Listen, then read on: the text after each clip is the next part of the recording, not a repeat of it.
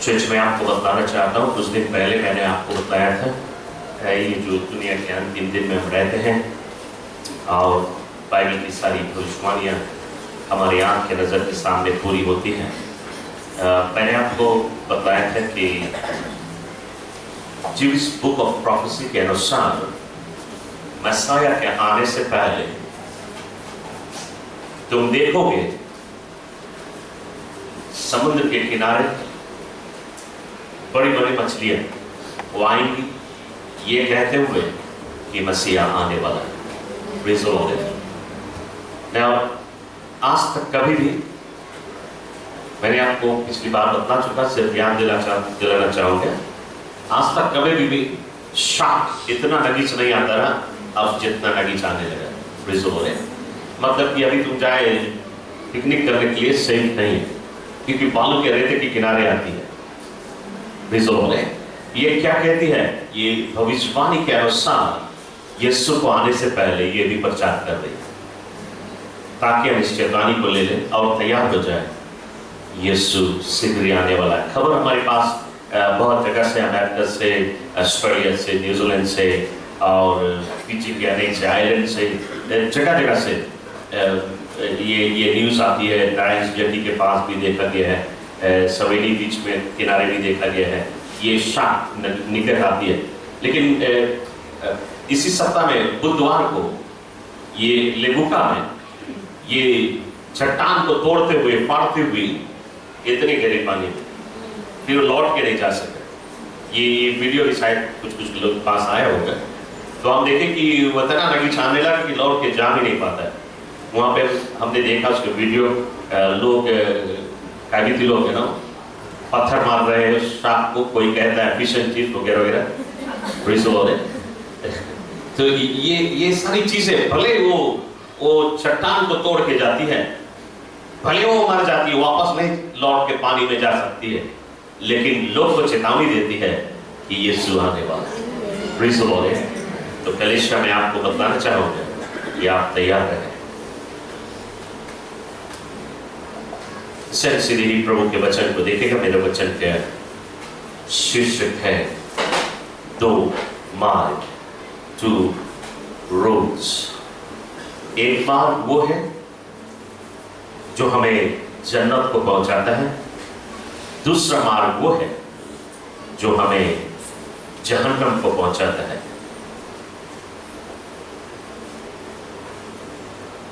Your blessing on earth and eternity in heaven is in the obedience to God. Hallelujah. तुम्हारी आशीष इस पृथ्वी में और जन्नत में, तुम्हारी प्रभु की आज्ञाकारी में। हालेलुया। ये जो मार्ग है, और ये मार्ग के विषय में आपको बताना चाहूंगा। पहला मार्ग है, जो पहला रास्ता है, इस रास्ता को हम कहते हैं रोड ऑफ ओबीडियंस। दूसरा रास्ता उसको हम कहते हैं रोड ऑफ डिसओबीडियंस। आपको यदि कहीं जाना है, आपको रास्ता मालूम होना बहुत जरूरी है। आपको स्ट्रीट जानना जरूरी, कौन से स्ट्रीट में जाएगा, किस रास्ते से जाएगा, तभी तो आप अपने मंजिल पे पहुंच सकेंगे। चर्च हेवन का जो रास्ता है और इस पृथ्वी में आनंद जीवन का रास्ता है, कि आपके जीवन में आनंद हो, इस पृथ्वी में आपके जीवन में खुशहाली हो, आपके घर में हरियाली हो, आपके जीवन में कोई चीज की कमियां ना हो, सभी चीज की जरूरतें पूरी हो, आपका जीवन इस पृथ्वी में अच्छा हो, और इसके बाद में इटर्नल लाइफ, आनंद काल का जीवन। ये सिर्फ ओबीडियंट रोड में चलने से होती है, प्रभु की आज्ञा पालन करने से होती है। और इस संसार में हमारे जीवन में उतराव चढ़ाव हो, कंकड़ हो, पत्थर हो, गिरना हो, उठना हो, संकट हो, मुसीबत हो, ये सारी चीजें डिसओबीडियंट में होती है, परमेश्वर की आज्ञा का उल्लंघन करने से होती है। चर्च, आज हम देखें प्रभु के वचन में से यदि हम जोना की कहानी से हमें बहुत कुछ मिलती है, लेकिन थोड़ा सा जिक्र करना चाहूंगा। जोना है वो परमेश्वर का भक्त है। He is an anointed man of God. He is a prophet of God. परमेश्वर का भविष्यवक्ता है वो, और वो अभिषेक किया हुआ है, और वो प्रभु की बोली सुनता है और उसको आदर करता है। लेकिन एक दिन जोना के पास परमेश्वर आया और परमेश्वर कहता है, जोना मैं चाहता हूं तुम राइट हैंड साइड इस रास्ते से जाए। जोना कहता है कहां जाए रास्ता? परमेश्वर कहता है तुम इस रास्ते से जाए, राइट हैंड साइड, इस मोड़ को तुम मुड़े और ये रास्ता तुम्हें निनवा ले जाए। निनवा एक सिटी है और वो कुकर्म का सिटी है, मतलब कि विकेट सिटी है, जहां पे एक भी व्यक्ति धार्मिक नहीं है, एक भी परमेश्वर को पुकारने वाला नहीं, चोरी चंडाली लूटमारी से भरा हुआ सिटी है। परमेश्वर कहता है मैं चाहता हूं तुम इस राइट हैंड साइड से जाए, इस रास्ते से जाए और तुम जाए निनवा सिटी, और निनवाइट्स को ये चेतावनी दे दे कि मैं उन्हें 40 दिन और देता हूं। यदि वे 40 दिन में पश्चाताप कर ले तो मैं उन्हें माफ कर दूंगा, यदि पश्चाताप न करे तो मैं आग बरसा के उन्हें नाश कर दूंगा। जोना को जब परमेश्वर ने ये आज्ञा दिया और ये कमीशन दिया करने के लिए, ये कार्य दिया उसको करने के लिए, जोना को परमेश्वर के जुबान से जो शब्द है, जो आज्ञा प्रभु ने दिया, इसमें से 50% अच्छा लगा, 50% नहीं अच्छा लगा। परमेश्वर के बाद उसको 50% अच्छा लगा, 50% नहीं अच्छा लगा। परमेश्वर ने कहा ये कुकर्म करने वाला सिटी 40 दिन और यदि ये पश्चाताप न करे मैं उस पे आग बरसा के उसे नाश कर दूंगा। जोना को बड़ा अच्छा लगा, हाँ परमेश्वर राइट है, डिस्ट्रॉय कर दो, बहुत खराब लोग हैं, मार डालो। लेकिन परमेश्वर कहता है यदि वे पश्चाताप करे मैं उन्हें माफ कर दूंगा। जोना को बिल्कुल अच्छा नहीं लगा। जोना नहीं मांगे उन्हें माफ करो। जोना जाने ये लोग खराब लोग हैं, मार दो इसे। लेकिन परमेश्वर दयालु परमेश्वर, मौका देने वाला परमेश्वर, हालेलुया, उनको सेकंड चांस देता है, एक और मौका देता है बचने के लिए। तो इसीलिए जोनास को अच्छा नहीं लगा कि परमेश्वर यदि वे पश्चाताप करे परमेश्वर उन्हें बचा लेगा। तो जोनास ने अपने अंदर में सोचा कि लाओ हम राइट हैंड साइड के बदले लेफ्ट हैंड साइड जाए और दूर चला जाए निनवा से। तो लेफ्ट हैंड साइड रास्ता को लिया और एक नाव में बैठ के और दूर जा रहा है, टारेस को जा रहा है, दूसरा सिटी को जा रहा है। क्या सोचता है जोना? जोना अपने मन में सोचता है ठीक है 40 दिन हो जाने दो, कोई नहीं लोग के वार्निंग दे, और 40 दिन बाद परमेश्वर इनको डिस्ट्रॉय कर दे, तब 40 डेज बाद आएगा तमाशा देखेंगे दोस्तों। ये जोना के विचार है। तो जोना क्या कर रहा है? प्रभु की आज्ञा को उल्लंघन करते हुए उसकी आज्ञा नहीं पालन करता है। क्या करता है? वो अपनी मनमानी कर रहा है, परमेश्वर की मनमानी नहीं कर रहा है, वो अपनी मनमानी कर रहा है और वो भाग रहा है, परमेश्वर को डिसओबे कर रहा है और वो नाव में बैठ के जा रहा है। और बाइबल कहती जब वो नाव में बैठ के और दूर जा रहा है तब क्या हुआ? तब एक आंधी आई, और आंधी आई, और ये ऐसा आंधी कभी नहीं आया। क्यों?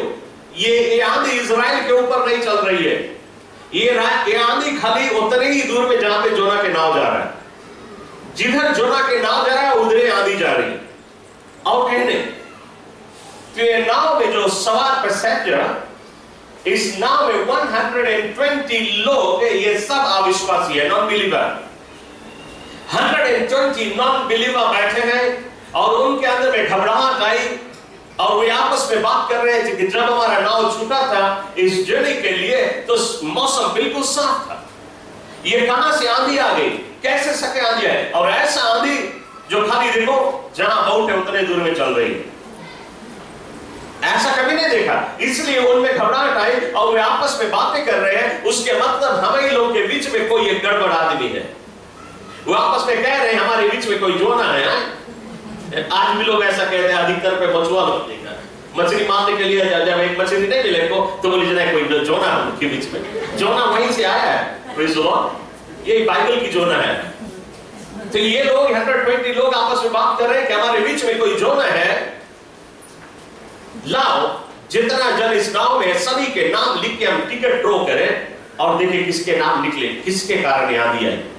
और वे सभी के नाम लिख के टिकट की तरह उसे ड्रॉ किए, और जब उस टिकट को उठाए तो जोना के नाम निकला। तो वे जोना से पूछते हैं, तुम कौन है, कहां से आते हो, किस परमेश्वर की तुम सेवा करते हो? जोना कहता है कि मैं उस परमेश्वर की सेवा करता हूं जिसने आकाश बनाया, पृथ्वी बनाया, ये समुद्र बनाई, आंधी तूफान, ये सब हमारा परमेश्वर ने बनाया। ये लोग और भी डरते, यही के कारण देता। तो वे पूछते हैं, जोना तुमने क्या किया कि आंधी आई? जोना कहता है, परमेश्वर ने मुझे कहा राइट हैंड साइड जाओ, और मैं लेफ्ट हैंड साइड जा रहा हूं, यही कुछ आंधी आई। तो ये पूछते हैं, जोना क्या हम इस नाव लौटा के ले जाए लेफ्ट हैंड साइड? क्या हम तुम्हें निन्वा पहुंचा दे? जोना बोले नहीं। तो ये लोग पूछे, जोना हम लोग कौन सी करी, तुम्हारे परमेश्वर को कोई बरसात चढ़ा दे, कौन सी करी हम लोग? जोना बोले, तुम कुछ कर नहीं सकता, हमें उठा के पानी में फेंक दो, आंधी शांत हो जाए। और ये लोग जोना को उठा के गहरे सागर में फेंक दिया। जैसे जोना उस गहरे सागर में गिरा, आंधी शांत हो गई, तुरंत ही आंधी शांत हो गई, ऊंची ऊंची लहरें शांत हो गई, वर्षा शांत हो गई, बादल हट गया, घाम निकल गया। ये 120 लोग घुटना टेक के कहते हैं, जोना का परमेश्वर तू ही परमेश्वर है, आज से तू हमारा परमेश्वर है।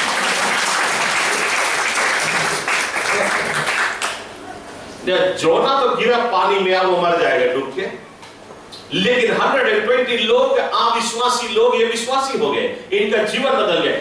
जब जोना निर्णय बनाया कि हम राइट हैंड साइड ले जाएगा, परमेश्वर पे डिसोबे करेगा, लेफ्ट हैंड साइड जाएगा, शैतान पीछे से और जवाब देता है, हाँ चलो चलो चलो जल्दी चलो, इधर चलो। शैतान उसको लेके जा रहा है, डिसओबीडिएंट कराने में उसको मदद कर रहा है, लेकिन शैतान को नहीं मालूम रहा 120 लोग बच जाएंगे। इसलिए बाइबल कहती है, शैतान जो कुछ भी हानि के लिए रचता है, परमेश्वर उसको भलाई में बदल देता है। इसलिए आज भी शैतान यदि एक क्रिश्चियन के ऊपर वार करे तो भी वो डरता है, डर डर वार करता है, कहीं इसको परमेश्वर भलाई में नहीं बदलते। और आज कई बार ऐसा होता है। Hallelujah, praise the Lord. ये लोग तो बच गए, वो तो ठीक है, लेकिन जोना पानी में गिरा और वो गहरे पानी में डूब के मर जाता, लेकिन परमेश्वर ने फिर भी उसको भी सेकंड चांस दिया। जैसे निनवाइट्स को दिया मौका, जोना को मौका दिया, उसने एक मछली भेजा जो उसे लील ले।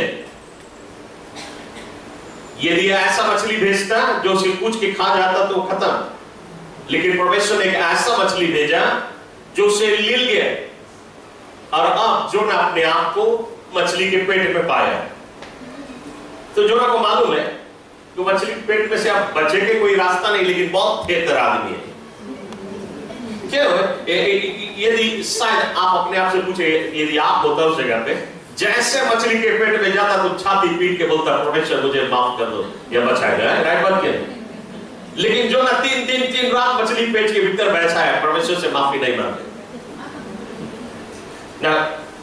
वो मछली के पेट के भीतर आप जान कितना गर्म है, कोई फैन भी नहीं उसके लिए, तो गर्म में बैठा है, एक को भोजन नहीं उसके लिए, 3 दिन 3 रात कोई भोजन नहीं, कोई पानी नहीं, भूखा प्यासा बैठा है, और गर्म में अपना रहा, नींद तो लगेगी नहीं हुआ। आप जाने मछली कैसे स्मेल करती, पेट के भीतर कैसे स्मेल होगी, उस स्मेल में वो बैठा है, लेकिन इतना खेतर है कि 3 दिन हुए है, वो पश्चाताप नहीं करे, परमेश्वर से माफी नहीं मांगे। ऐसा समय आएगा जोना के जीवन में जब वो जान गए कि अब खलास, अब हम मर जाए, इससे आगे अब कोई चीज और नहीं है, हम कोई रकम से बचे नहीं सकता, तब वो अपन छाती पीट के बोले, परमेश्वर मैंने पाप किया है, मुझे यदि तू माफ करके और मुझे बचा ले तो मैं निन्वा जाऊंगा, मैं तेरी आज्ञा का पालन करूं। यदि वही काम पहले करा होता, मुसीबत क्यों आता?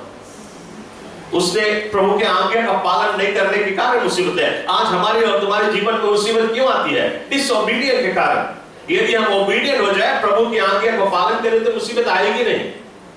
हालेलुया। तो जो ना प्रभु से माफी मांगते हैं, और बाइबल कहती है परमेश्वर ने इसकी दुआ सुन ली, और परमेश्वर ने मछली को आज्ञा दिया कि तुम ले जाओ इसे बालू के रेते पे उबल दो। यदि मछली उसको वही गहरे पानी में उगल देता तो जोना डूब के मर जाता। 3 दिन वैसे नहीं कुछ खाया है, कमजोर हो गया, वीकनेस है, वो तैर नहीं सके, तो उस गहरे पानी में वैसे भी डूब के मर जाता। लेकिन प्रभु ने मछली को कहा तुम ले जा बालू के रेते पे, और ये मछली इतना बड़ा मछली है, इसको बालू पे रेते पे जाना कड़ी बात है, क्योंकि वो कम पानी में जा ही नहीं सकती, वो अपने आप मर जाएगी। लेकिन फिर भी परमेश्वर ने कहा ले जा तू बालू के रेते पे, और मछली ने प्रभु के आज्ञा का पालन किया। चर्च, मछली प्रभु के आज्ञा पालन करती, हम और तुम सबसे बेहतर इंसान प्रभु के आज्ञा को नहीं पालन करते हैं। मछली ने प्रभु के आज्ञा का पालन किया। जब वो आई पानी के किनारे, उसको दकाऊ को तोड़ते हुए पत्थर पे उसका दही लगड़ाता गया, उसके सब चोटा चला गया, उसके स्किन सब फट गया, खून निकलने लगा। लेकिन वो क्या कर रही है? प्रभु ने जो कहा है उसको पालन कर रही है। वो चट्टानों के ऊपर बालू के रेते के किनारे आके जोना को उगला। मैं जानता हूं मछली लौट के पानी में नहीं जा सका, वो मर गई हो, लेकिन उसने अपना जान दे दिया प्रभु की आज्ञा पालन कर। Praise the Lord. चर्च में आज आपको बताना चाहता हूं, आज दुनिया में हम यदि अपने आप को उठा के जितना भी चीज को देखे, सब कुछ को परमेश्वर ने रचा है, और जितना चीज को प्रभु ने रचा है सब प्रभु की आज्ञा पालन करते हैं, सब उसको सुनते हैं और उसको आदर और सम्मान करते हैं। सभी सृष्टि परमेश्वर की सुनते हैं और उसकी आज्ञा का पालन करता है। लेकिन उसके सृष्टि में से एक सृष्टि जो सबसे उत्तम सृष्टि है, जो परमेश्वर ने अपने ही रूप में और अपने ही रंग में रचा है, और वो है हम और तुम। और हम और तुम है जो एक प्रभु की आज्ञा नहीं पालन करते, बाकी सब आज्ञा पालन करते। आप सोचे हम लोग कैसे हैं? जोना के देख के इस तरह हम और तुम कुछ कमती नहीं। Hallelujah, glory to God. Jonah बच गया मछली के पेट में से। अब जोना गया निनवा प्रचार करने के लिए, लेकिन जब वो गया निनवा प्रचार करने के लिए तो भी वो बेदिल से गया। अभी भी उसके अंदर में ये लोग मर जा रहे थे, परमेश्वर उनके नाश कर दे, लेकिन अब परमेश्वर उसको कॉन्ट्रैक्ट दिया है कि जाके तुम प्रचार करो। तो कॉन्ट्रैक्ट पूरा करने के लिए वो गया निनवा के एक स्ट्रीट में खड़ा होके और बेदिल से प्रचार करता है। क्या कहता है? 40 दिन आओ, यदि तुम पाप से पश्चाताप नहीं करेगा परमेश्वर तुम्हें नाश कर देगा। लेकिन यदि तुम पश्चाताप करे, शायद धीरे से बोला होता, यदि तुम पश्चाताप करे परमेश्वर तुम्हें बचा लेगा। इतना ही बोल के वो भाग पड़ा। कहता परमेश्वर तुम्हें बताया जाके पूरा कर दिया, खलास, हमारा कॉन्ट्रैक्ट खलास। जैसे एक दिन हम सुनता है, एक माँ अपने बेटी को बोली, लड़की को कहती है बेटी जा पढ़ो, तुमको खाली खेलता है, जा पढ़ो। वो बेटी उठी गई, अपने बुक उठाए के एक लाइन पढ़ के बुक रख के वो चला के फिर खेले। भैया उसके डांटे, बोले तुम्हें बताया जा पढ़ो, बोले तुम देखा नहीं जाके पढ़ के आइए, तुम बताया पढ़ो पढ़ के आइए।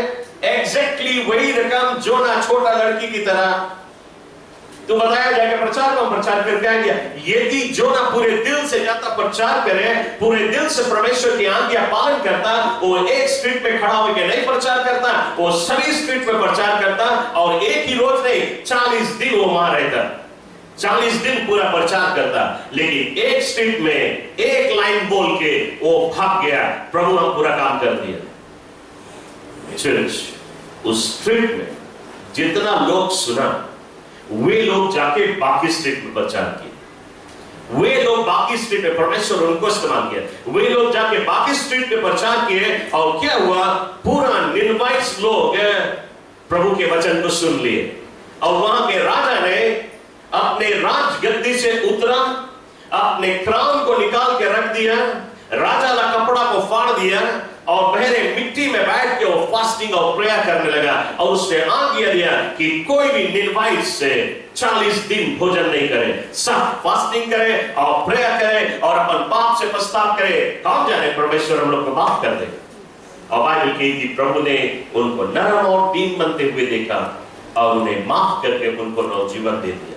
ना बाइबल ये कहती है कि 40 दिन बाद जब प्रकोप नहीं आया, ये राजा ने जाना कि परमेश्वर ने हमारी दुआ सुन लिया, तब ये राजा अपने सिपाहियों को बुलाया और कहता है, कहां है वो प्रोफेट मेरे पास लेके आओ जिन्होंने चेतावनी दिया, जिसके द्वारा आज हम बचे हैं, उसको मेरे पास ले आओ, मैं उसको इनाम देना चाहता हूं। आप देखें, राजा इनाम देना चाहता है, मामूली आदमी नहीं है। राजा जब इनाम देगा तो कोई मामूली तोहफा नहीं देगा, एक छोटा पार्सल नहीं वाला बैठ के तुम्हें दे देगा। वो राजा के इनाम $1 मिलियन से कमती नहीं है। वो राजा $मिलियंस रखा है प्रॉफिट के लिए, लेकिन जोना को कुछ नहीं मिला। क्यों? वे खोजे और खोजे, जोना मिल भी नहीं कर, जोना भाग गया। जोना बोलता 40 डेज बाद परमेश्वर डिस्ट्रॉय कर दे। चर्च, आज हम और तुम जब परमेश्वर को ओबे करते हैं, हर एक ओबीडियंस पे इसी पृथ्वी में प्रभु ब्लेसिंग रहता है हमारी। हालेलुया। हर एक ओबीडियंट पे ब्लेसिंग है इस पृथ्वी पे, हर एक ओबीडियंट पे प्रभु की आशीष है हमारी इस पृथ्वी पे, और सिर्फ पृथ्वी में नहीं बल्कि हेवन में भी। Praise the Lord. लेकिन जोना मिस कर दिया क्योंकि बेदिल के प्रचार करके भाग गया। चर्च, आज हम कुछ भी प्रभु की आज्ञा पालन करें, पूरे दिल से करें। बेदिल से करने से हमें कोई भी मुनाफा नहीं होगा। जोना ने किया अपनी मनमानी, परमेश्वर की मनमानी नहीं की, अपनी मनमानी की। चर्च, हम और तुम क्या करते हैं आज? अपनी मनमानी करते हैं कि परमेश्वर की मनमानी करते हैं? हमें और तुम्हें परमेश्वर की मनमानी करना है ताकि हमारे जीवन में आशीष बनी रहे, हमारे घर में आशीष बनी रहे, हमारे परिवार में आशीष बनी रहे, आने वाली भविष्य के जीवन में हमें इटर्नल लाइफ मिल सके। हमें प्रभु की मनमानी करना, अपनी मनमानी नहीं। चर्च, यदि हम देखें रिवलेशन की पुस्तक में, बुक ऑफ रिवलेशन चैप्टर 3 में, इस जगह पे बाइबल 7 चर्चेस से बातें करती है। 7 चर्चेस से जिससे यूहन्ना के द्वारा परमेश्वर बातें करता है। और ये चर्च ऑफ सार्डिस, चर्च में आपको बताना चाहता हूं, मैं एक चर्च के जैसे बातें कर रहा हूं। ये जो 7 चर्चेस बुक ऑफ रिवलेशन में है, वो 7 चर्चेस आज भी इस पृथ्वी में है। और हमें और तुम्हें जानना है इन 7 चर्च में से कौन सा चर्च हम और तुम है। क्या आपको मालूम है हमारा चर्च इस 7 चर्च में से कौन चर्च है? यदि आप इसको अध्ययन करें, बुक ऑफ रिवलेशन में प्रभु का आत्मा चर्च ऑफ सार्डिस से बातें करता है। और यदि आज हम कहें तो आज हम उसको रिवर ऑफ लाइफ कह सकते हैं। आज ये हमारी चर्च है। आज देखें प्रभु के आत्मा हमारी चर्च से क्या कहता है। रिवलेशन चैप्टर 3 वर्स 3 ये कहता है, remember therefore what you have received and heard, obey it. ना प्रभु का आत्मा कहता है, remember therefore what you have received and heard. प्रभु का आत्मा आज हमारी इस कलीसिया से कहता है, याद कर तुमने इस ऑल्टर पे से क्या सुना है और क्या स्वीकार किया है। आपने आज तक इस ऑल्टर पे से क्या क्या सुना है प्रभु के वचन पे से, उसको याद कर बाइबल कहती है, और क्या क्या स्वीकार किया अपने हृदय में, उसको पालन कर। ओबे इट, बाइबल कहती है ओबे इट। फिर कहता है and repent, but if you do not wake up. ये कहता है एंड रिपेंट। रिपेंट का मतलब है कि यदि तुमने सुना है और तुमने उसको पालन नहीं किया है, उसके वचन को सुना है इस ऑल्टर से, लेकिन तुमने आज तक पालन नहीं किया है, रिपेंट, पश्चाताप कर ले, अपना जीवन ठीक कर ले। फिर कहता है but if you do not wake up, उसके मतलब तुम सोए है, उसके मतलब तुम सोए है। कहता है कि तू जाग उठे, यदि तू नहीं जागे तो। किसको कहता है सोया है?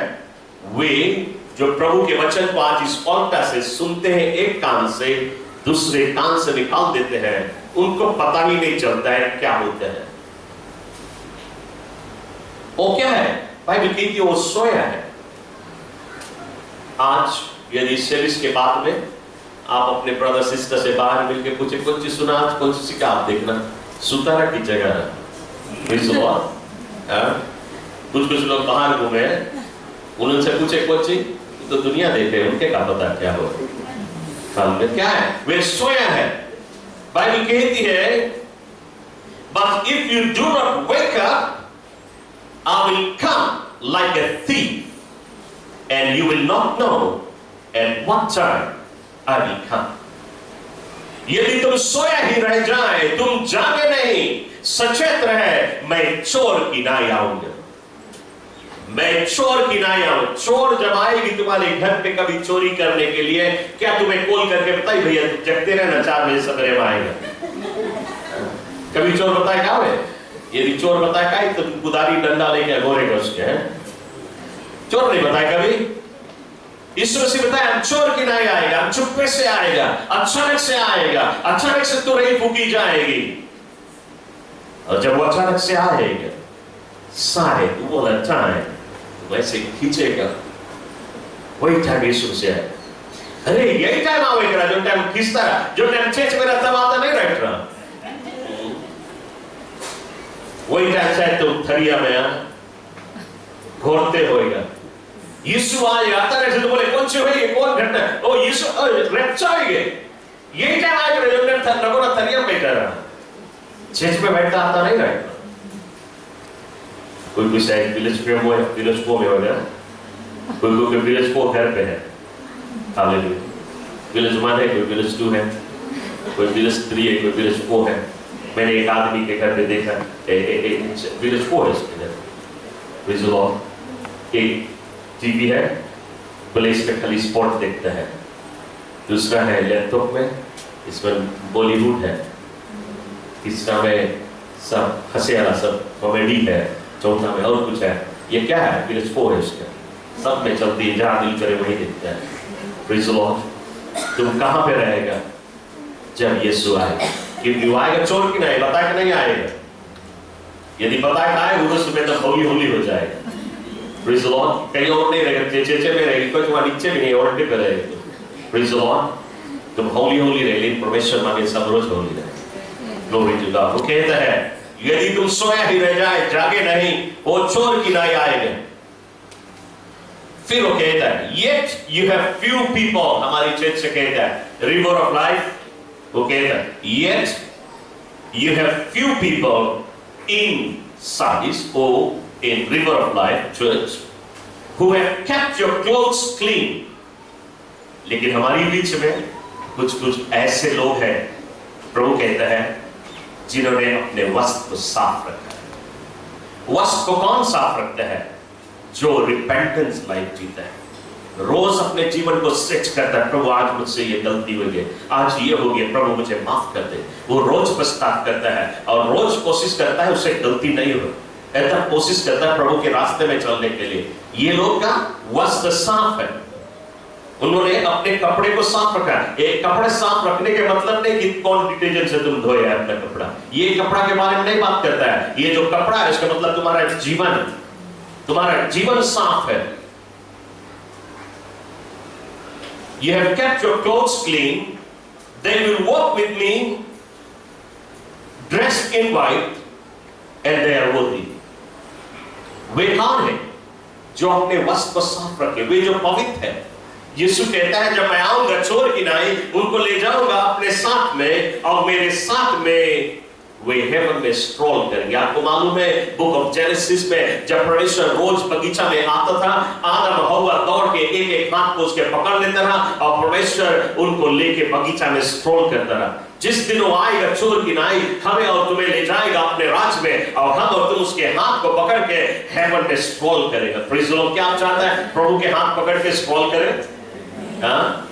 जिनका वस्त्र साफ है, जिनका वस्त्र साफ है, वही प्रभु के हाथ थामेंगे। फिर बाइबल की दे आर वर्दी, वे उसके योग्य है। तो चर्च मैं चाहूंगा कि हम और तुम अपना वस्त्र को साफ रखें, फिर बाइबल कहती है, I will never remove his name from the book of life. वचन कहता है, I will never remove his name from the book of life. मैं उनके नाम को जीवन के पुस्तक में से कभी नहीं निकालूंगा। यदि हम इस बेस को थोड़ी देर तक अच्छी तरह से सोचे और समझने की कोशिश करें, उसके मतलब हम और तुम जिस दिन यीशु को अपनाता है, कहता है प्रभु आज से मैं अपना दिल तेरे लिए खोलता हूं, तू मेरे दिल में आ जा, हम और तुम born again होता है। जिस दिन हम और तुम सेव हुए, उस दिन हमारा और तुम्हारा नाम जीवन के पुस्तक में लिख लिया गया है। लेकिन बाइबल इस जगह पे कहती है I will never remove his name. उसके मतलब वो व्यक्ति जिसका नाम लिख लिया जाता है, कभी ऐसा हो सकता है उसका नाम मिटा भी दिया जाए।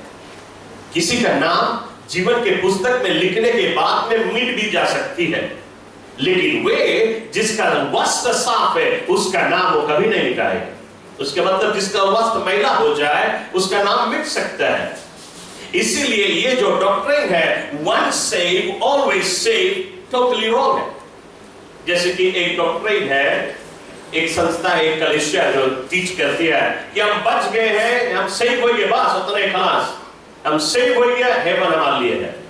once saved always saved। बोले तुम सेव हो गया, फिर तुम जाओ पाप करो, दारू, नाइट क्लब जाओ, सब हुआ नहीं, you are already saved, तुम सेव है, तुम हेवन जाता है। एक शैतान का चाल है, टेक्निक है कि तुम्हें तो बोल रहे हो गया, फिर ले जाए अपन किंगडम में, पागल बना, डिसेप्शन, धोखा है। देखो बाइबल कहती है तुम्हारी नाम मिट सकती है, लेकिन वे जिनका वस्त्र साफ है, वे जो पवित्र जीवन जीते हैं, उनका नाम कभी नहीं मिटाया जाएगा। तुम्हें अपने सेल्वेशन को मेंटेन करना है।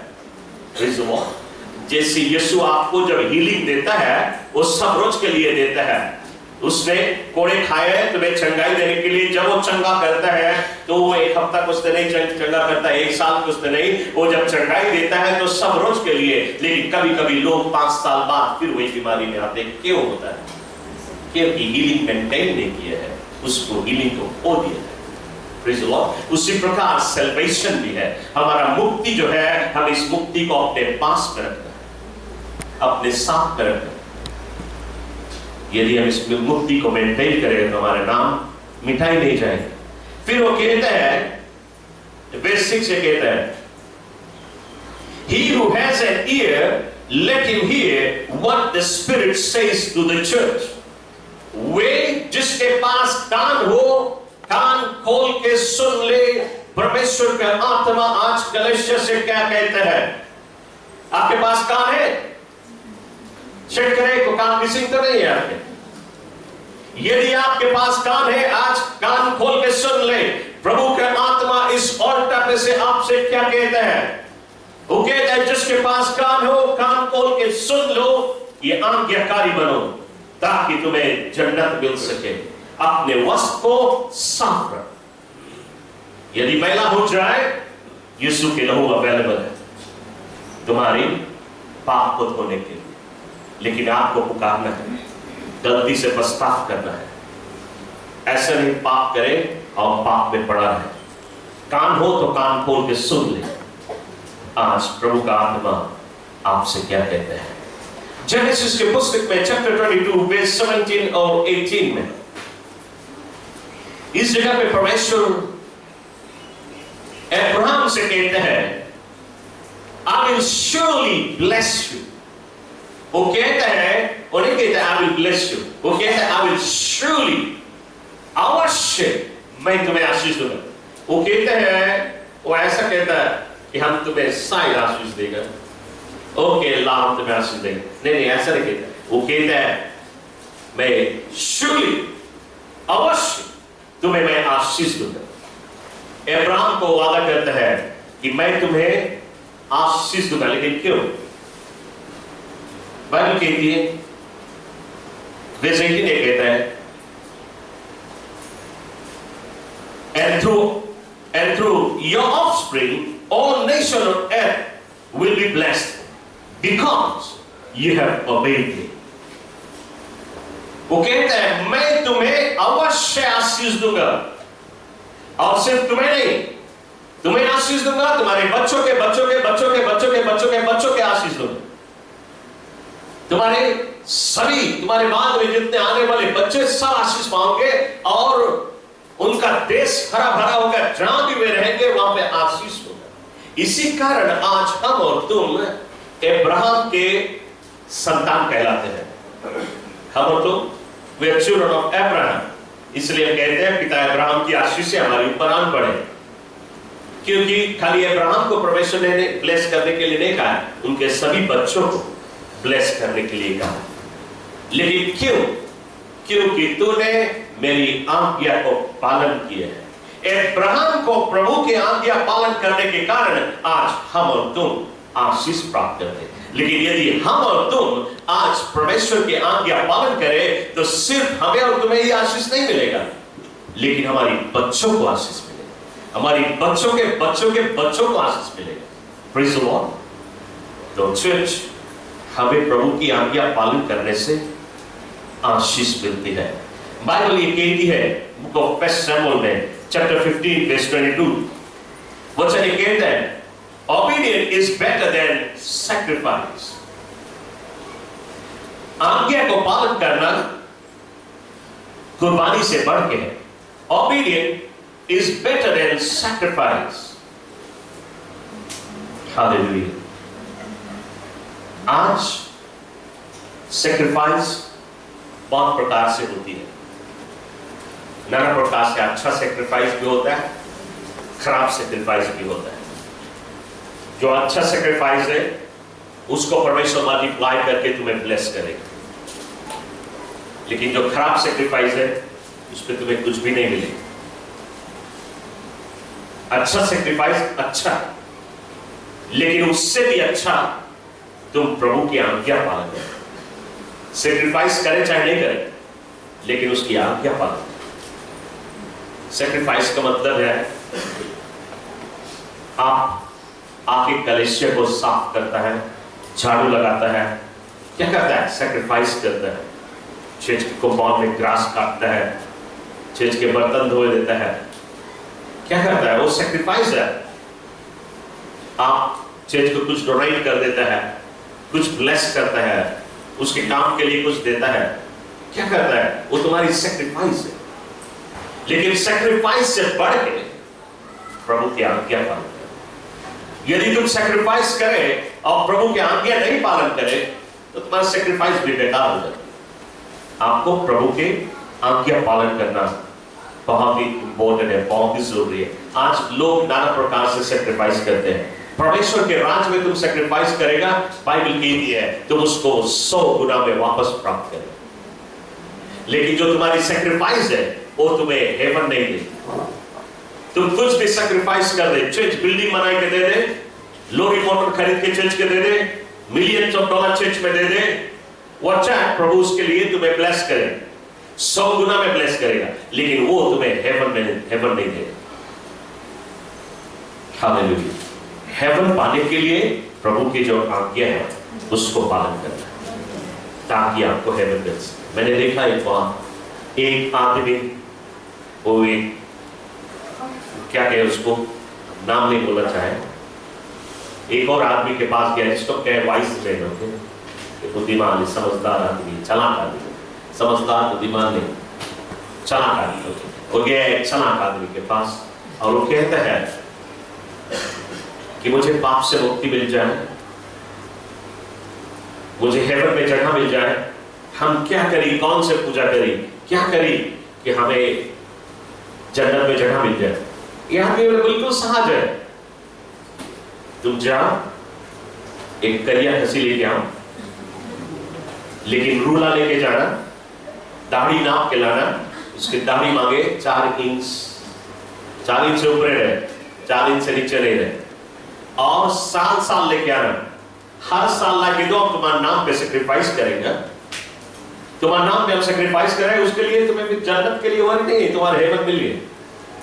यार के बोले बस इतना नहीं, बोले और मांगो और लिस्ट जोड़ दे। लेकिन सो ये आदमी गया, अब रूला लेके जाके 4 इंच दाढ़ी लग पूछता है, तो खूब पढ़ा रही, तब तो 40 इंच दाढ़ी। ये आदमी चालाक आदमी है, वो पहले से वर्कआउट कर लिया है। खसी खाली बोलेगा तो छोटे ला लेंगे, लेकिन 4 इंच जब बोलेगा तो बड़ा लाएगा। तो आप उस साल उसको ले जाके खसी दे। अभी आदमी सोचता है ऐसे 12 और मिल जाए, हमें 12 मूर्ख और मिल जाए तो महीना खसी आते रहेगी। हाँ, वो आदमी सेक्रीफाइस करता है 4 इंच दाढ़ी वाला खसी कि उसको जन्नत मिल जाए। लेकिन उसी आदमी के हम जाके बताएं कि भैया तुम्हें कुछ भी न लेगी, खाली यीशु के पास, यीशु तुम्हें बुला रहा है, तुम जैसे वैसे, और तुम्हें 1 सेंट लगे। नहीं, गोरा के पापा ने बोले वो खसी रही थे, वहीं जाए। दूसरा आदमी क्या, इसको ही चालाक आदमी कहता है करिया मुर्गा मांगे, लेकिन वो मुर्गा मांगे बांग बोले। जो मुर्गा बांग बोले नहीं कुकुर बोले, बोला लेके आए। तो मुर्गा जब बोली, वो बड़ा हो गया तब तो बोली, छोटा पे नहीं बोले। ठीक है, एक चालाक आदमी है तो कहता है मुर्गा ले आए, बोतल रम भी लेके आए, हम तुम्हारे नाम से चढ़ाएगा, हर साल लाने देवा करे। और फिर ये हमारी आंख के देखी हुई बात है। ये आदमी कहता है यदि करिया मुर्गा तुम्हें नहीं मिले, वहां पीछे दरबार है, वहां बेचता है। तो बोले कहीं जाके प्रोजेक्ट वाले नहीं, यही खरीद लो। उसने दाम बताया, याद बोले यही राइट है भैया, यही खरीद ले। वही खरीद के दिया, उसके सामने इसको हल्दी लगाएंगे, बोले हम दरबार छोड़ दिया, बयान इसके चढ़ाए नाम पे। वो आदमी चला गया। दूसरा आदमी आया, उसको भी कहता है भैया करिया मुर्गा या दरबार में, वही मुर्गा कईयों दफे बेचे हो, कईयों को बेचे। लोग को पागल बनाया, लोग खुशी से सेक्रीफाइस करेंगे, खुशी से सेक्रीफाइस करें। लेकिन लोग को बताए कि तुम यीशु के पास आओ, तुम्हें कोई सेक्रीफाइस की जरूरत ही नहीं है। लेकिन नहीं, यीशु के पास नहीं आना चाहते। चर्च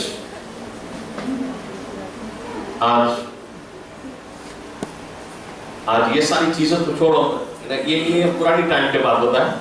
लेकिन अभी लेटेस्ट में तो शायद और कुछ बदलाव हो गया है, क्योंकि अभी लेटेस्ट सुना असिका जाने अच्छा से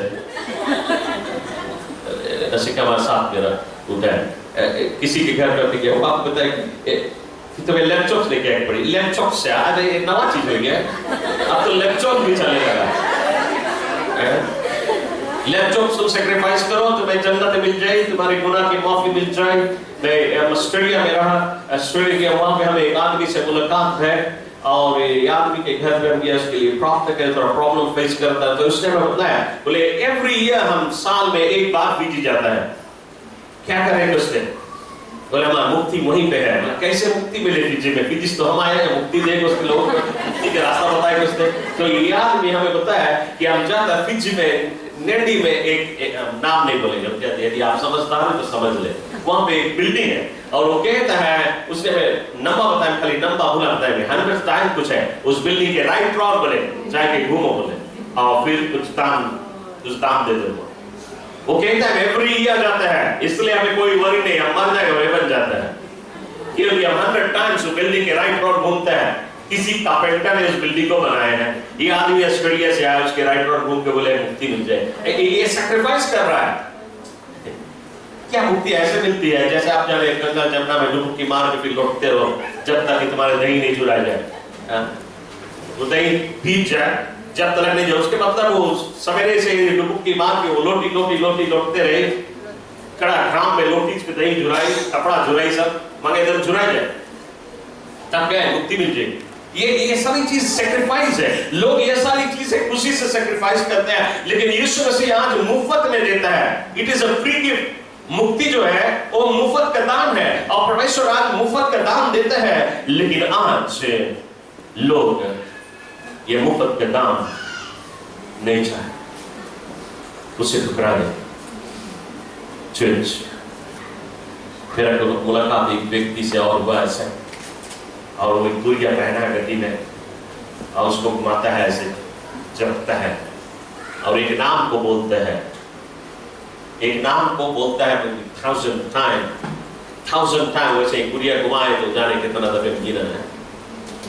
तो वो कहता है ये नाम यदि हम रोज 1000 टाइम बोलेगा तो हमें मुक्ति मिल जाए। चेतना सामने पता नहीं किसका नाम, हमारे नाम ये बात क्या पता है, पास्ता बोलते रहे आप, 1000 टाइम पास्ता, आपको मुक्ति मिल जाएगा। चर्च आपको पास्ता के नाम लेके Jadi mereka yang asika, dia boleh asika.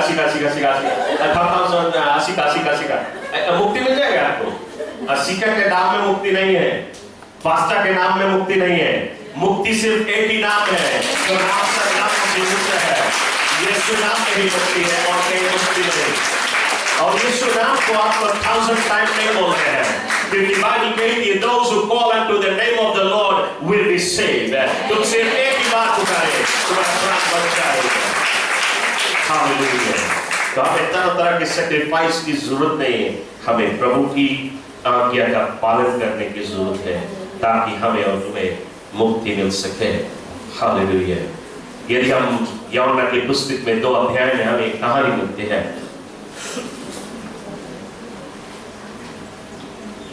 इस जगह पे बाइबल कहती है एक बार जॉन चैप्टर 2 में एक कहानी मिलती है कि गाना की गलील के नगरों में एक विवाह संस्कार था और इस विवाह संस्कार में एक बड़ी भीड़ इकट्ठा हुई थी और यीशु भी अपने चेलों के साथ में उस विवाह संस्कार में भाग लेने के लिए आए थे और लोग व्यस्त थे उस विवाह संस्कार में। जो नौकर लोग हैं वे दाखरस को बांट रहे हैं। और जब हम दाखरस कहें तो आप दारू नहीं समझे, क्योंकि दारू नहीं बांटे, नशा वाला दाखरस नहीं है, ये नॉन एल्कोहलिक वाइन। ओके, इसमें नशा नहीं। तो ये यहूदियों के बीच में इजराइल में आज भी विवाह में, आज हम देखते हैं हमारी यहाँ पे विवाह होती तो जूस बांटे लोग, बट वहां पे वाइन बांटे, बट ये अंगूर का जूस है, नॉन एल्कोहलिक है। तो ये लोग ये दाखरस बांट रहे हैं। और यदि इस कहानी में आप अपने घर पे जाके पढ़े, इस कहानी में बाइबल कहती है, मरियम कहती है वे दास, वे जो नौकर जो उसमें काम कर रहे हैं वेडिंग में, उनसे कहती है मरियम कि तुम वो कर जो यीशु तुमसे कहे करने के लिए। क्या कहती है? तुम उसको ओबे कर, उसकी आज्ञा को पालन कर, ओबेगी, जो कुछ बोले। मरियम क्या कहती है? तुम्हें अच्छा लगे चाहे नहीं अच्छा लगे, तुम वो कर जो यीशु तुमसे कहता करने के लिए। ना ये दास लोग इनके बीच में इनका वेडिंग कोऑर्डिनेटर है, उनके पास हमेशा एक आदमी होता रहा जो पूरा वेडिंग की देखभाल करता रहा। तो ये आदमी उनके ऊपर हुक्म चलाता है कि तुम ले जाओ ये दाखरस बांटो, ये करो वो करो। सो ये नौकर लोग दाखरस बांट रहे हैं, लेकिन थोड़ी देर में उनका दाखरस खत्म हो गया। और जब उनका दाखरस खत्म हुआ, दुल्हन को ये पता लगा, दूल्हा को पता लगा और उनके परिवार को पता चला कि ये दाखरस खत्म हो गया। उनका दिल घबराने लगा, उनका मन घबराने लगा। हाय हाय, अब हम क्या करेंगे? कहां से लेके आएंगे दाखरस? इतना दाखरस हमें कहां मिलेगा? क्या करें हम? हमारे पास कोई उपाय नहीं। और कैसे हम लोग को बताएं कि दाखरस खत्म हो गया, क्योंकि हमारा बड़ा बेइज्जती होगा। इनके जीवन में एक अशांति छा गई, इनका मन घबराने लगा, इनका हृदय व्याकुल हो गया, उनके समझ में नहीं आता वे क्या करें। ऐसे समय में यीशु ने उनके दासों को आज्ञा दिया कि उनके जितना भी खाली ड्रम है उसको पानी से भर दे। ये दास लोग अपने अंदर में सोचते हैं, यीशु ने कहा खाली ड्रम को पानी से भर दे, हमें पानी की जरूरत नहीं है, हमें दाखरस की जरूरत है, हमें चिंता है। यदि ये यीशु मसीह बताए जाओ फलाना घर पे वहां दाखरस मिलेगा, हम भी दौड़ के जाएगा, पूरा ड्रम उठा लाएगा। लेकिन ये पानी भरे, इसका हमें जरूरत नहीं है। ये दास लोग को अच्छा नहीं लगा जब यीशु ने कहा उस खाली ड्रम को पानी से भर दे। लेकिन फिर वो सोचते हैं, मरियम ने कहा तुम्हें अच्छा लगे चाहे नहीं, तुम वही कर जो प्रभु तुमसे कहे करने के लिए। चर्च, आज बिल्कुल इसी प्रकार हमें और तुम्हें जब इस औरता पे से प्रभु का वचन आती है, कभी कभी हमें अच्छा लगती है, कभी कभी हमें नहीं अच्छा लगती है। कभी कभी पास्टर आपको कुछ बोलते हैं, आपको अच्छा लगता है, कभी कभी नहीं अच्छा लगता है। राइट बात क्यों? मूड हिले ना बोले थोड़ा खड़ा काम है, लेकिन हम जनता राइट बात है। Praise the Lord. कभी कभी पास्टर भी बोले, ओ ये तो पास्टर हो गए, इसे सुना इधर निकाल दो। लेकिन आपको मालूम नहीं कि परमेश्वर यदि बोलना चाहे आपसे कुछ, प्रभु बोलना चाहे वो स्वर्ग से उतर के आके नहीं तुमसे बोलेगा, वो पास्टर की जुबान को इस्तेमाल करिए, इसीलिए उसने पास्टर को चुना। लेकिन कभी कभी हम उसको नहीं करते हैं। ये पास्टर बोले, ये पास्टर जरा इसके बगल से बात करे, पास्टर जरा उसके बगल से बात करे, पास्टर जरा उसके बगल। कभी कभी हम और तुम अलग रुचि से सुनता है, लेकिन बाइबल कहती है तुम वो कर जो प्रभु तुमसे कहे कर। आज भी तू वो कर जो प्रभु कहते हैं। ये चेला लोग को नहीं अच्छा लगा, लेकिन फिर भी वे मरियम के सुने थे और वे अब प्रभु की जो जुबान की शक्ति है उसको वे पालन कर रहे हैं, और उन्होंने सभी खाली ड्रम को पानी से भर दिया।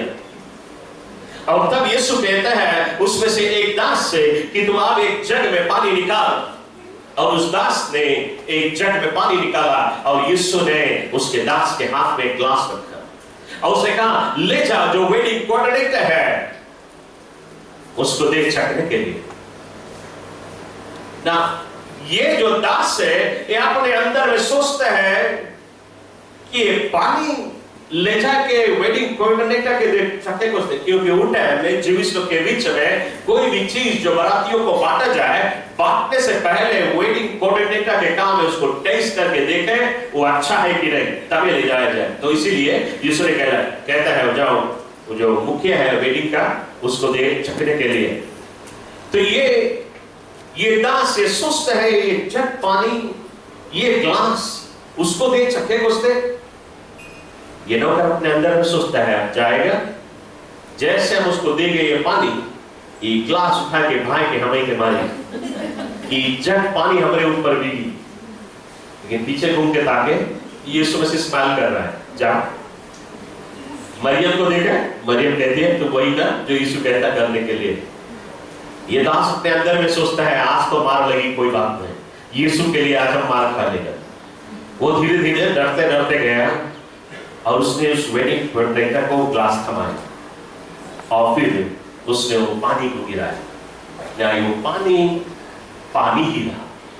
यीशु ने पानी को नहीं कमांड किया तुम वाइन बन जाए, यीशु ने नहीं कहा,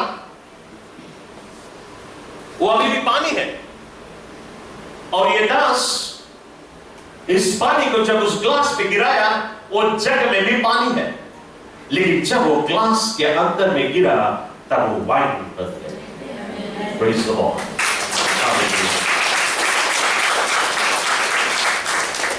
ना यीशु अपने जुबान से नहीं कहा हे पानी तू वाइन बन जा, उसने नहीं कहा, लेकिन उसके दिल में से आवाज आती है पानी तू वाइन बन जा। ये दिल की बात है, ये उसके दिल में है। वो फेथ के द्वारा बोलते हैं अपने दास से कि तू ले जा वेडिंग कोऑर्डिनेटर के पास। और जब वो फेथ का एक्शन लिया, उस विश्वास का एक्शन लिया, तब वो आश्चर्यकर हुआ। कब हुआ? जब उसने यीशु की आज्ञा का पालन किया। जब उसने यीशु की आज्ञा के पालन किया तब आश्चर्यकर हुआ। और वो आश्चर्यकर नहीं होता यदि वो आज्ञा पालन नहीं करता। आज्ञा पालन करने के लिए उसको अच्छा नहीं लगा, उसको नहीं अच्छा लगा, वो सोचता रहा कि अभी मैं मान लगी। लेकिन जब उसने उसे गिराया उस ग्लास में, तब वो वाइन बना। मैं आपको बताना चाहता हूं, ये जो पानी है, पानी ने सुन ली यीशु की वाणी और नहीं की अपनी मनमानी। हम और तुम आज सुनते हैं यीशु की वाणी, निकाल देते हैं दूसरे कान से और करते हैं अपनी मनमानी। आप देखिए कितना अंतर है। हम और तुम ऐसा है कि ये पानी सुनती है यीशु की बात, मछली सुनती है यीशु की बात, लेकिन हम इंसान है ऐसा जो हम उसके बात सुन के भी निकाल देते हैं। हम नहीं करते हैं उसकी मनमानी, हम और तुम करते हैं अपनी मनमानी। यदि हम और तुम आज से करने लगे यीशु की मनमानी, हमारा जीवन हरा भरा हो जाएगा, हमारे जीवन में आशीष का सोता रहेगा, हमारे जीवन में जन्नत होगा।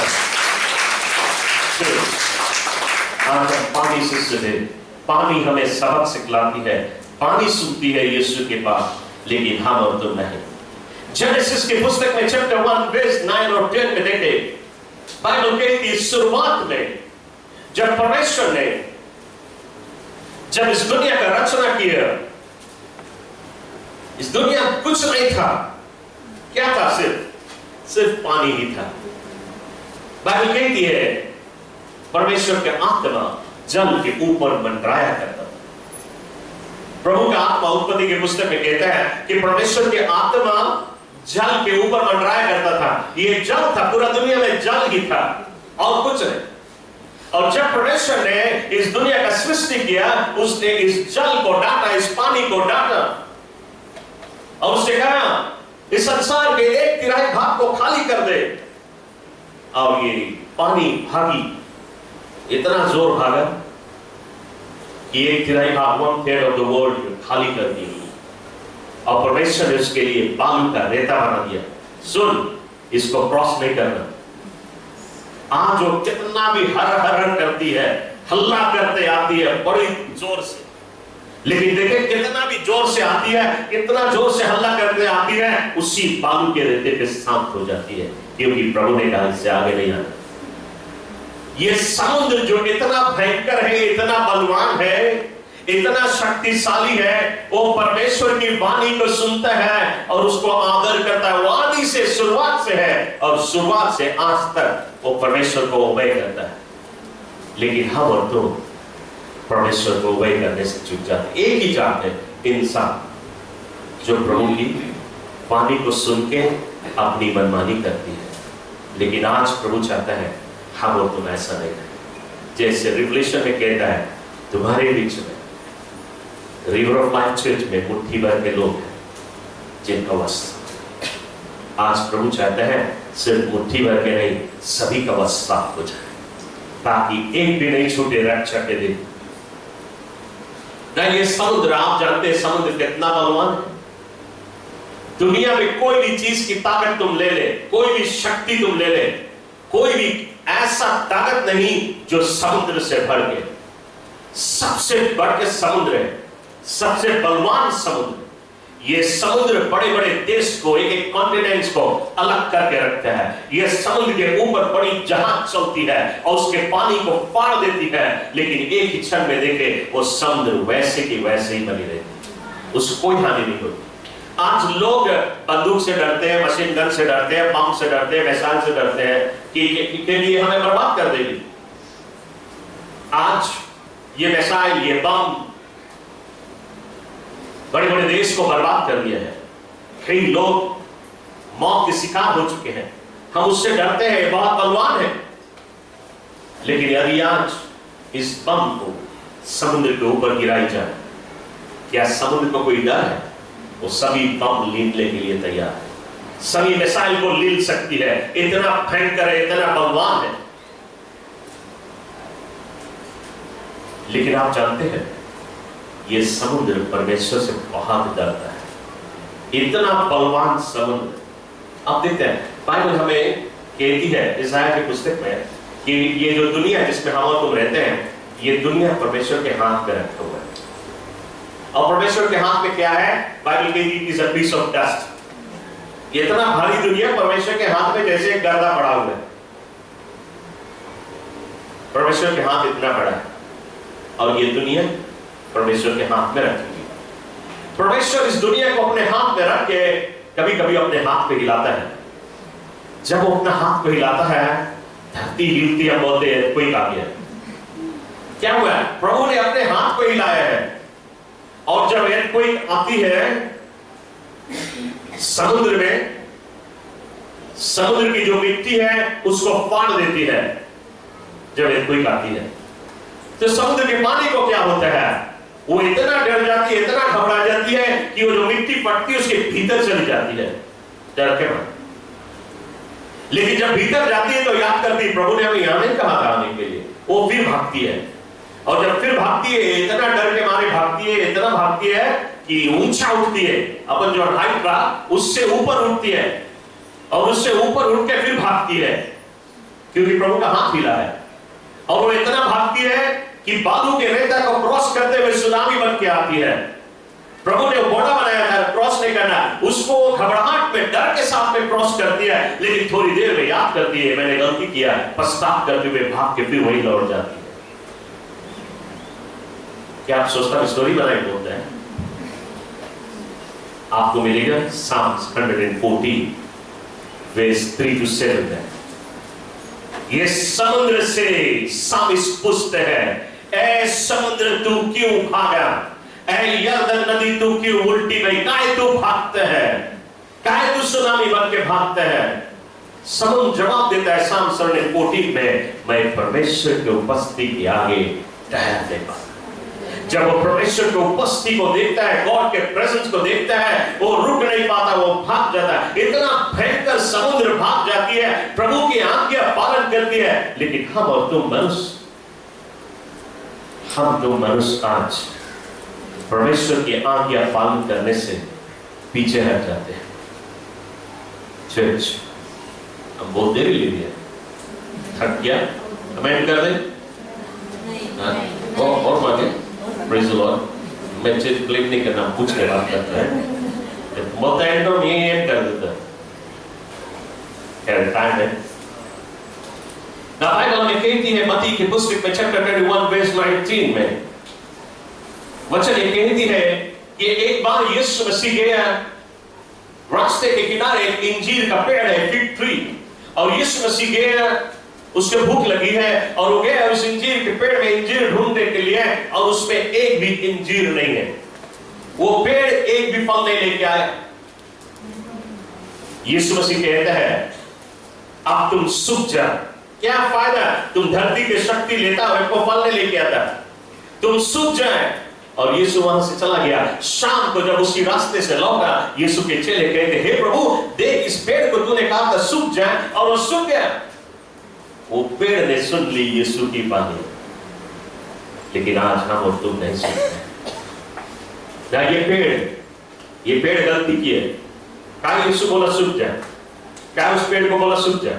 क्योंकि बुक ऑफ जेनेसिस में बाइबल कहती है परमेश्वर ने आज्ञा दिया था, जब आदम को परमेश्वर ने बीज दिया बोने के लिए, उसने कहा ये जो बीज है, जो कोई बीज भी ये पृथ्वी पे गिरेगा उसको कोई और ऑप्शन नहीं है, उसके काम है जबो और फल लेके आ।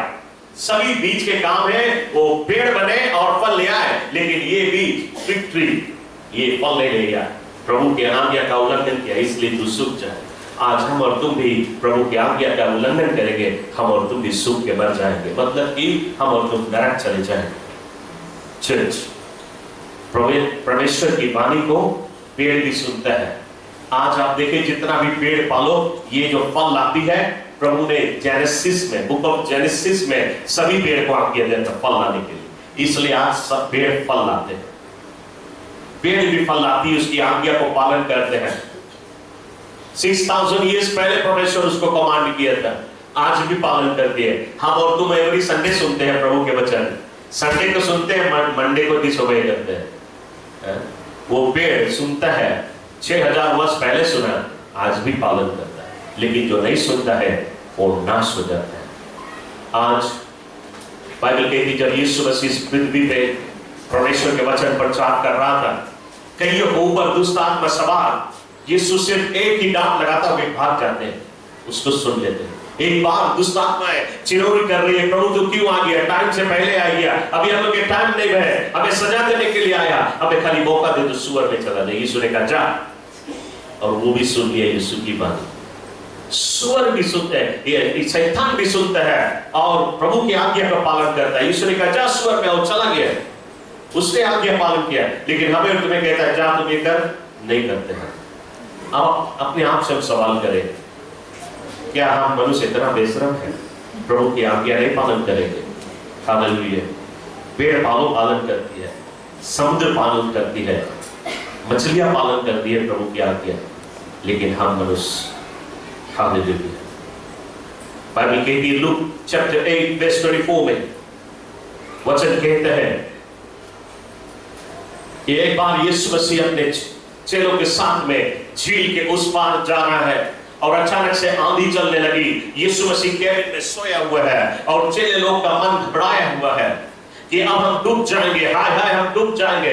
खलास, उनका नाव ऊपर जाता है फिर नीचे जाता है, और अचानक से एक चेला ने याद किया कि अरे यीशु मसीह कैबिन में सो रहा है, और उसने यीशु को जगाया। क्या हमारे विषय में परवाह नहीं कर रहा है प्रभु, हम डूबने वाले हैं, हम मरने वाले हैं। और बाइबल कहती जब यीशु मसीह उठा, उसने उस आंधी से बातें किया, हे आंधी शांत हो जा। ये ऊंची ऊंची लहरें शांत हो जाए, तूफान शांत हो जाए। आंधी तूफान सुन ली यीशु की बात, तुरंत ही वे शांत हो गए। आज भी आंधी तूफान सब उसकी सुनते हैं। हर एक सृष्टि, जो कोई भी प्रभु ने सृष्टि किया, सब उसकी बात सुनते हैं। सिर्फ मनुष्य उसकी बात सुनने से वंचित रह जाते हैं। बाइबल हमें मत्ती की पुस्तक चैप्टर 14 वर्स 7 से आगे हम पढ़े, वचन एक कहती है, एक बार यीशु मसीह के पीछे 20,000 लोग चल रहे हैं। बाइबल कहती 5,000 मैन, जहां पे एक रिलीजियस गैदरिंग में जब 5,000 आदमी होते हैं तो उसके मतलब 10,000 स्त्री होती है। आज हम देखिए अपने चर्च में, ये रिलीजियस गैदरिंग में आप देखिए कितना आदमी है, कितना स्त्री है। आदमी हमेशा कम होती है, स्त्री हमेशा बेसी होती है। तो ये कहता है 5,000 मैन यीशु के पीछे, उसके मतलब 10,000 स्त्री है। और जब स्त्री है तो बच्चे लोग भी होंगे, तो कुछ नहीं, मिनिमम 20,000 लोग हैं यीशु के पीछे चल रहे। सुबह से शाम हो गई और यीशु ने कहा अपने चेलों से इन भीड़ से कहने बैठ जाए, और सारी भीड़ बैठ गई। यीशु ने कहा इनको हम ऐसा नहीं जाने देंगे, इनको हम भोजन खिला के देंगे। उनके चेले घबरा गए, ठीक है किसी को हार्ट अटैक नहीं मारा, वे घबरा गए, ठीक है 20,000 लोग के भोजन कहां पे लेके आए। और उतने में एक छोटा बच्चा, जिसके मां ने उसके लिए लंच पार्सल बनाया था, और उसके लंच पार्सल में बाइबल की 5 loaves of bread and 2 fish। क्या आप सोचते 5 loaf bread एक लंच पार्सल होगा? बिल्कुल नहीं, ये 5 बन है, ये 5 बन है और 2 सादी मछली है उस बच्चे के लिए लंच। ये बच्चा अपना लंच नहीं किया, शाम हो गया है। क्यों? क्योंकि यीशु के जुबान के शब्द सुन रहा है और मिरेकल को देख के वे चकित है, उसको भोजन करने के लिए मौका नहीं मिला। लेकिन अब यीशु ने कहा सभी को बैठा दे, और जब सब बैठ गए, ये बच्चा सोचता है कि अब अच्छा मौका है, क्योंकि यीशु मसीह अब कोई बात नहीं कर रहा है, कोई मिरेकल नहीं हो रहा है, कोई प्रचार नहीं हो रही है, यही टाइम अपन भोजन कर ले। तब वो अपन लंच पार्सल खोल रहा है और यीशु अपने चेलों से कहता है तुम सभी को भोजन खिला के भेजो। चेले लोग बिल्कुल घबराए हैं, और उतना में एंड्रू कहता है, उसका एक चेला कहते हैं प्रभु हमारे बीच में एक बच्चे के पास 5 रोटी है और 2 मछली है। फिर वो सोचता है ये कहां जाएगा 20,000 लोग। यीशु मसीह बच्चे के पास आया और कहता है बेटा मुझे दे दे अपना लंच। ये बच्चा सकता है सोचे कि चलाओ एक बार निकाल के दे दी यीशु के 4 नंबर। लेकिन शायद ये बच्चा ट्राई भी करा देखे, आप भी ट्राई करके देखेगा। संडे स्कूल से में जाए, छोटे छोटे बच्चे कभी कभी जाता पीछे, अब देखता है कि कोई ना कोई लड़का लो हाथ में पोंगो है, क्रिस्पी लेके ना छोटा छोटा लड़के, आप देखना ऑब्जेक्ट ट्राई करना। यदि वो क्रिस्पी खोल के खाए, पोंगो खोल के खाए, और आप उसके आगे हाथ फैला के बोले हमें दे दे, आप देखता उसमें से पहला चीज तुम्हारा फेस देखी कौन है तो, दूसरा चीज वो बोंगो के अंदर में एक बोंगो निकाल के तुम्हें दे, पूरा पैकेट नहीं देगी। तुम्हें यदि बोलेगा हमें पूरा दे दो, वो नहीं देगी। यीशु मसीह के बोले तो हमें पूरा दे दो, पूरा लंच दे दो। ये बच्चा भी शायद ट्राई कर रहा है तोड़ के दे के, लेकिन यीशु बोले नहीं नहीं नहीं हमें पूरा चाहिए। आज भी यीशु मसीह कहता है हमें तुम्हारा पूरा जीवन चाहिए, आधा जीवन नहीं चाहिए, पूरा जीवन। इसलिए कहते हैं सरेंडर हो, सब कुछ दे दे प्रभु को। यीशु ने कहा सब दे दे मुझे, और उसी के बाद एक ये बच्चा ने पूरा लंच दे दिया उसको। यीशु ने इस लंच को प्रार्थना नहीं किया कि परमेश्वर इसको मल्टीप्लाई कर, नहीं नहीं नहीं, उसने धन्यवाद दिया। परमेश्वर को धन्यवाद दे के चेलों से कहता ले जा, क्या 12 चेले हैं, 5 बन है, ये बंद सभी के हाथ में रखना है। वो बंद को टुकड़ा टुकड़ा किया ताकि 12 टुकड़ा कर दे। 12 टुकड़ा करके 12 चेलों के हाथ में रखा गया। ये 2 साइड पे इतनी बड़ी बड़ी टुकड़ा में तोड़ा गया ताकि सभी के हाथ में 12 पीस निकाला गया, सभी के हाथ में रखा गया। अब ये चेला लोग भी देख रहे हैं ये पागल है, 20,000 को ले जाए खिला दे। ये चेला भी सोचते हैं आज हम क्या मार खवाएगा, ये एक टुकड़ा बन और इतना बड़ा मछली है किसके देगा, इनके लिए भी अजीब है। लेकिन यीशु ने कहा ले जा उसे खिला दे। यीशु ने कहा कि ब्रेड मल्टीप्लाई हो, उसने नहीं कहा वो सिर्फ पेट से बात कर रहा है, लेकिन उसके दिल बात कर रही है। और जब वे ले गए भोजन खिलाने के लिए, सभी लोगों को भोजन खिला दिया। और जब वे भोजन बांट रहे हैं, जब उसके हाथ में जितना देता है, एक लेता है, सेकंड टाइम उसके हाथ में मल्टीप्लाई होता है, हाथ में मल्टीप्लाई होते हैं। और वे 20,000 लोगों को खिलाए। और उसके बाद में 12 बास्केट भर के बच गए, 4 बास्केट फुल बच गया। कौन सी करा गए? बाइबल में नहीं लिखा नहीं 12 बास्केट कहां गए, लेकिन मैं आपको बताना चाहता हूं, वो जो छोटा बच्चा तीसरा पन्ना 12 बास्केट उसके महीना भर के खाना दिया गया। लेकिन क्या मैं आपको बताना चाहता हूं, ये ब्रेड ने सुन ली यीशु की दिल की वाणी और ना कि अपनी मनमानी, बल्कि वो मल्टीप्लाई हुआ। वो ब्रेड सकता बोले हम क्या मल्टीप्लाई हुए, हम अपन मनमानी करेगा, अपने बनता मल्टीप्लाई हुए। लेकिन ब्रेड ने सुना यीशु की वाणी। वो ब्रेड सुन लेती यीशु की वाणी, जिसके पास कान भी नहीं है। वो कहता है जिसके पास कान है वो सुन ले। हालेलुया। आज तुम्हारे पास कान है, आज तुम सुन ले। ब्रेड बिना कान के सुन के वो मल्टीप्लाई करता है। उसको मालूम यीशु अपने मुंह से भी नहीं कहा, और उसके दिल की बात जानता है और वो मल्टीप्लाई होता है। चर्च, आज हर एक चीज यीशु की वाणी सुनते हैं और उसकी वाणी को पालन करते हैं। सिर्फ मनुष्य उसकी वाणी को पालन नहीं करते। चर्च, हम जानते, अब हमने से जानते हैं ना। हालेलुया। हम सकता भी हो जाएगा आधा घंटा। Praise the Lord. सोचते हैं ये जब मगर बताए नहीं सुनेगा, जब नहीं सुने तो क्या? Praise the Lord. अभी तक उस पे जावे नहीं जा समय के अनुसार, क्योंकि टाइम हो गया, तो कोई जरा टाइम भी लगा जानता है, बिकॉज़ चेक कर कोई हिले कस के है, कोई घड़ी ऐसे जाए है ना, हम समझता है। प्रेज़ द लॉर्ड है। हालेलुया। तो खैर कुछ भी हो, मैं भी हम शायद थर्ड संडे फिर प्रचार करें, तो हम शायद यहाँ यदि प्रभु की इच्छा हुई तो आप उसको आगे फिर कंप्लीट करेंगे। खैर विश्वास करता है कि इतना ही वचन आज आपके दिल से बातें करें। मैं यही चाहूंगा कि आप अपने आप से पूछें, क्या हम ब्रेड से गिरा है? क्या हम पानी से गिरा है? क्या हम समुद्र से गिरा है? क्या हम जानवरों से गिरा? क्या पेड़ पालों से गिरा है? परमेश्वर ने सबसे उत्तम हमें और तुम्हें बनाया। सभी सृष्टि में से सबसे बढ़ के मनुष्य की रचना किया है। उसने नहीं बोला कि लाओ ये हाथी को अपन रूप में बना दिया, लाओ इस शेर के अपन रूप में बना दिया। नहीं, सबको अलग अलग रूप दिया है।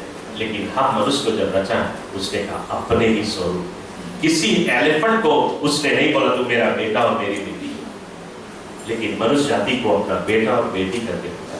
किसी जानवर के लिए, किसी पेड़ पालों के लिए, समुद्र के लिए, मछलियों के लिए यीशु ने क्रॉस पे जान नहीं दिया है, हम मनुष्य के लिए उसने जान दिया है। उसने हमसे और तुमसे इतना प्रेम किया, लेकिन हम और तुम कितना प्रेम करते हैं अपने प्रभु से। यदि हम और तुम प्रभु के प्रेम को समझने लगे, आज से हम और तुम भी प्रभु की आज्ञाकारी बने। दर्शक हम सब खड़े हो जाए प्रभु को उपस्थिति में। Hallelujah. Thank you Jesus, we give you glory master, we give you praise. Hallelujah. Church में आपके लिए दुआ करने जा रहा हूं। अब अपना ध्यान परमेश्वर की ओर ले जाए। ऐश्वर्य शक्ति महान मेरे अब्बा पिता परमेश्वर, हे हमारे बाप, हम आज सुबह एक बार फिर प्रभु तेरे चरणों में आए हैं। तेरा मैं शुक्रिया अदा करता हूं, तुझे धन्यवाद देता हूं तेरी करुणा के लिए। धन्यवाद देता हूं प्रभु जी, खास तौर पे ये वचन जो तूने मुझे दिया हमारी कलीसिया के लिए, ताकि प्रभु हमारी कलीसिया में आज एक भी व्यक्ति ऐसा ना रहे जो डिसोबीडिएंट हो जाए, बल्कि सब के सब आज से तेरा ओबीडिएंट बन जाए। तेरे वचन को सुनने वाला ही नहीं, बल्कि तेरे वचन के चलने वाला सब के सब बन जाए। क्योंकि हम जानते प्रभु तेरा आना बिल्कुल निकट है।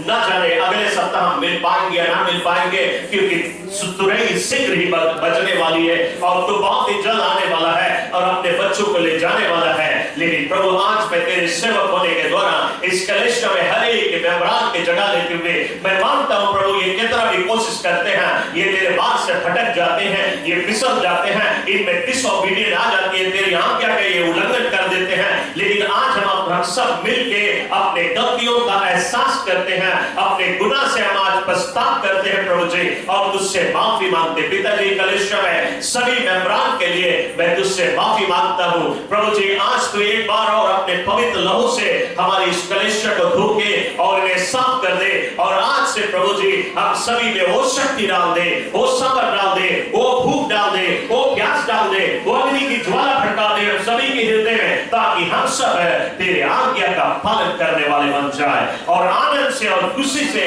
तेरा कहना माने। जो कुछ तेरे वचन को सुने और सीखे उसे पालन करें, ताकि प्रभु हम तेरी सच्चाई में होके चले। जिस दिन तुरई फूकी जाए, हर समय हर घड़ी हमारी कलीसिया तैयार हो रक्षा में तुझसे मिलने के लिए, ताकि एक भी व्यक्ति छूटने ना पाए। पिताजी हम इस समय यीशु के पवित्र लहू को सारी कलीसिया के लिए स्वीकार करते हैं, और आज से इस समय हम तेरी आत्मा की शक्ति को कलीसिया में रिलीज करते हैं। वो सामर्थ आए, वो शक्ति आए, वो जोश आए, वो अग्नि की ज्वाला भर के आज इस कलीसिया में तेरी सच्चाई से तेरी सेवकाई के लिए प्रभु जी आज हम यही प्रार्थना करते हैं। आज तेरे बच्चों ने जो कुछ सुना है और सीखा है, ये वचन हर एक के हृदय में बस जाए, और इस वचन के आधार पे सारी कलीसिया अपने जीवन को बेहतरीन करे, ताकि सभी के जीवन में इस पृथ्वी में आनंद और खुशहाली का जीवन हो। हर एक के घर हरा भरा हो, खुशहाली से भरा हुआ, और हर एक का जीवन उनको आनंद काल से लेके आनंद काल में लेके जाए, ताकि वे आनंद काल तक तेरे राज में राज कर सके। धन्यवाद देते हुए हर एक के जीवन तेरे हाथ में अर्पण करता हूँ। ये दुआ हम यीशु क्रिस्त के नाम से तुझसे मांगते हैं। Amen, amen, amen.